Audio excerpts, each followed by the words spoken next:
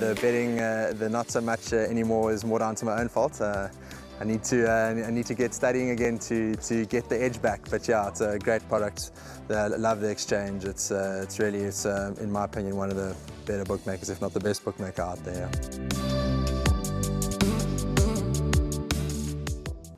Well, we're moving along to race number 2 on the program, which kicks off the place accumulator at Hollywoodbets Greyville on Sunday. 1:20 is the time you need to get your bets on for race number 2 over the 1400 meter trip, and it is a maiden plate for the fillies and mares. Quite a competitive event. And before we dissect the lineup, we do have a rerun of Mshlali when finishing second in an interview with Michael Roberts, Peter Muscat and Mark Dixon.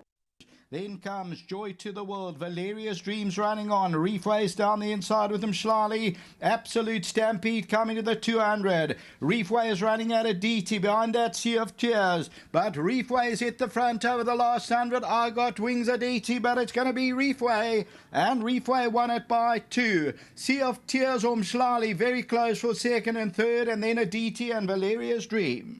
Very happy with Mshlali. You know, I got her from Justin. He left her behind here when he went to Cape Town for me. Very nice filly. She ran a very nice race for me first time out. She was doing good work at the finish, and stepping up in triple will suit her. And I think she'll run a big race. She's come on quite a bit from her last run. Yes, she's a very highly strung, temperamental filly. So we've had to bring her along very, very quietly. But she did please on debut. She looks like she's progressed since that run. I feel the step up to 1400 will be of benefit to her, and she can finish in the money. Yeah, she's a quality filly, lovely action filly. She did run particularly well over 1200 against the boys. She hit a bit of a flat spot turning in, but rallied late, and she was gaining quickly at the finish.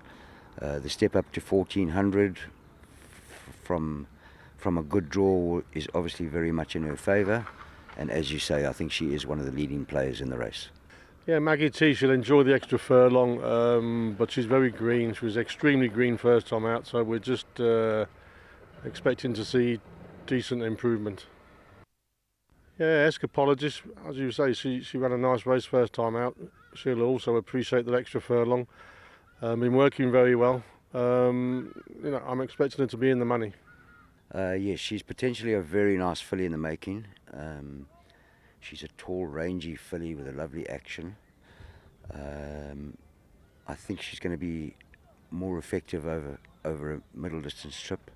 I'm certain she's going to stay 2,000 metres, but I think she'll make an encouraging debut on Sunday. Well, Warren, race number 2, some interesting comments there from the trainers regarding their runners. And number 5, Can't Catch Me. This is going to be the top choice in the race for me.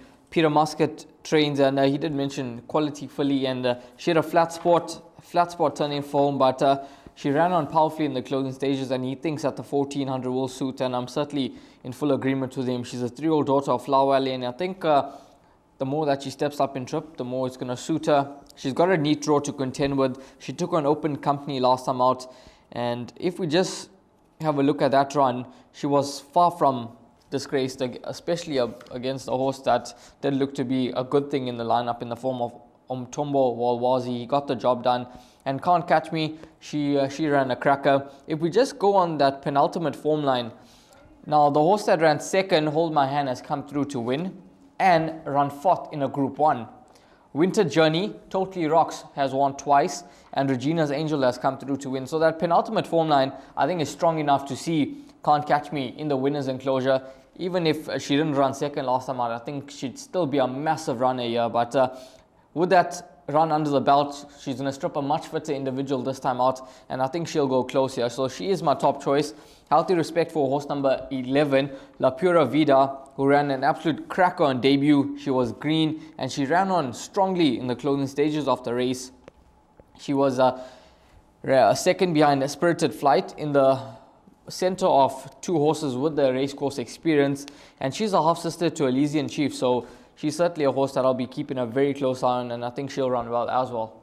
I am a little concerned about the high draw with La Pura Vida, but La Pura Vida is my first choice. So we're a bit against one another here in the first 2 races, but we like the similar horses, but we're selecting them in different orders. Can't Catch Me has an obvious bright winning chance. There's a lot, I think it's nowhere near as easy as you and I are making it, because Amshlali's got a chance.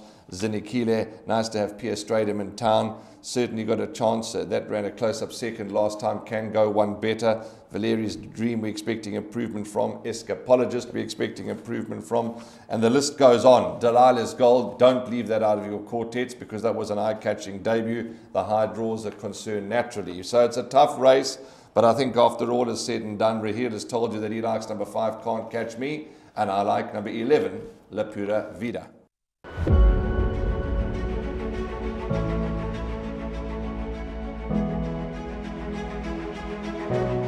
It's Donovan Everett from Cape Racing, and I'd just like to say it's an absolute pleasure to be involved with Intrabet and Cape Breeders in this golf day today here at Pearl Valley.